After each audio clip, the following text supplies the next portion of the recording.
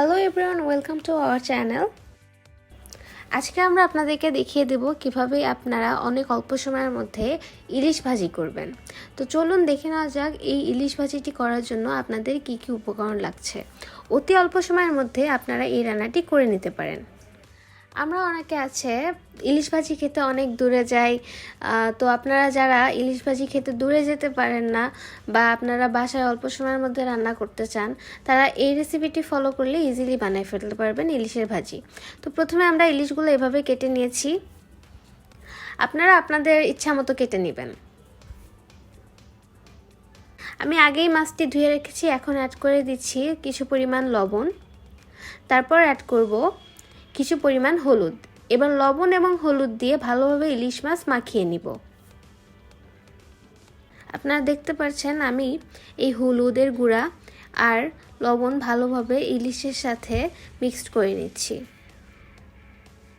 ভালোভাবে মিশিয়ে নিব যাতে করে হলুদ এবং লবণ এই প্রতিটি পিস ইলিশের সাথে ভালোভাবে মিশে যায়। এবার আমি একটি কড়াইয়ে পরিমাণ মতো তেল ঢেলে নিচ্ছি। তেল গরম হওয়া পর্যন্ত অপেক্ষা করতে হবে। তেল গরম হয়ে এসেছে, এবার আমি তেলের মধ্যে দিয়ে নিচ্ছি এক এক করে আমার কেটে রাখা ইলিশের টুকরাগুলা। আর আগেই তো আমি আপনাদেরকে দেখিয়ে দিয়েছি ইলিশের সাথে আমি লবণ এবং হলুদ দিয়ে ভালোভাবে মাখিয়ে নিয়েছি। এভাবে এক এক করে আপনারাও আপনাদের কেটে রাখা ইলিশের টুকরোগুলো দিয়ে দিবেন। এখনই আপনারা দেখতে পারবেন যে ইলিশের কালারটা কতটা সুন্দর লাগছে। কিছুক্ষণ রাখার পর আমাদের ইলিশ মাছ লাল লাল হয়ে আসবে।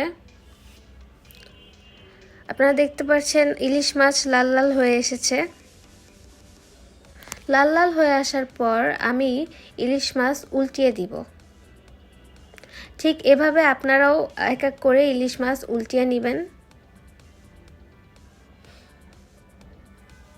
আপনারা দেখতে পাচ্ছেন আমি ইলিশটা উল্টিয়ে নিচ্ছি, একটা পাশ হয়ে এসেছে। এভাবে উল্টিয়ে নিলে অপোজিট সাইডটাও হয়ে যাবে। আর ইলিশ মাছ এমন করে ভাজি করতে আপনাদের বেশি সময়ও লাগবে না, এমনকি বেশি উপকরণেরও প্রয়োজন নাই।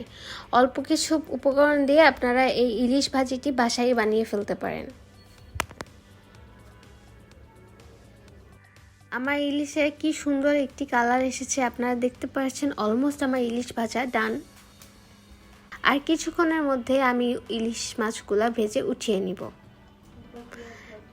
আমার ইলিশ মাছ ভাজা ডান, আমি এবার উঠিয়ে নিচ্ছি।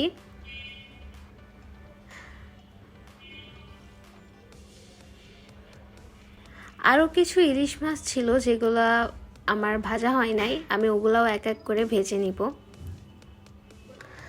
আমার রেখে দেওয়া বাকি ইলিশ মাছের টুকরাগুলো আমি এক এক করে ভেজে নিব। এখানে মাথার টুকরা আর লেজের টুকরা ছিল, আমি ওগুলো এক এক করে ভেজে নিচ্ছি।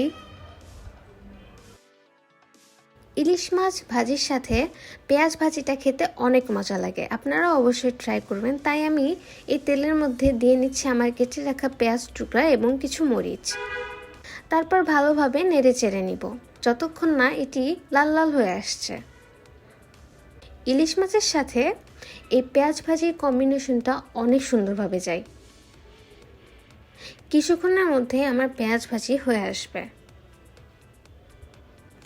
পেঁয়াজ এবং মরিচ ভাজির মধ্যে আমি দিয়ে নিব অল্প পরিমাণ লবণ। আপনারা আপনাদের পেঁয়াজের পরিমাণ অনুযায়ী লবণ অ্যাড করবেন। আর আমি দিয়ে নিব কিছু পরিমাণ হলুদের গুঁড়া। এবার আমি ভালো করে সবগুলো উপকরণ মিক্সড করে নিয়ে ভেজে নিব। আপনারাও একইভাবে ভালোভাবে নেড়েচেড়ে নেবেন যতক্ষণ না পর্যন্ত পেঁয়াজ লাল লাল হচ্ছে, ততক্ষণ পর্যন্ত আপনারা ভাজতে থাকবেন। কিছুক্ষণের মধ্যে আমাদের পেঁয়াজ ভাজা হয়ে আসবে।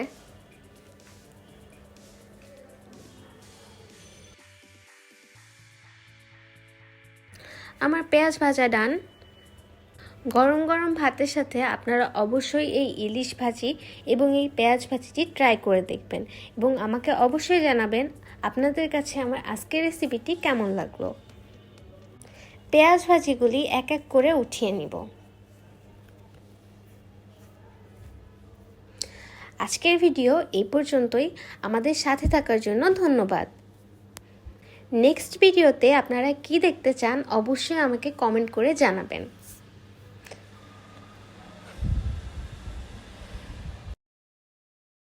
আজকের ভিডিও এই পর্যন্তই। আল্লাহ হাফেজ।